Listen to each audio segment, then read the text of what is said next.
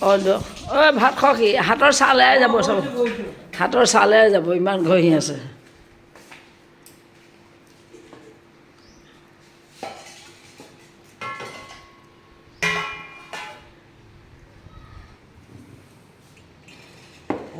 এই মাছৰ আঞ্জা ইয়াত কি আছে বা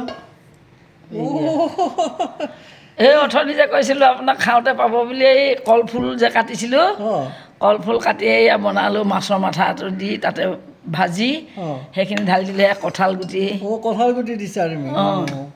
ঠিক আছে সিজিলে নে নাই জানো কঁঠাল গুটি খাই চাম দিয়া খাই চালে গম পাম এই মাছ আলু দিয়ে বনালোঁ আৰু কলিজা ভাত খাবা কঁঠাল গুটি এটা খাই চোৱাচোন কেনে হৈছে আমি ভাত পাৰিম এতিয়া তুমি মই খাম সিজিছেনে সিজিছেনে অঁ অঁ বুলি কৈ নাথাকিবি খক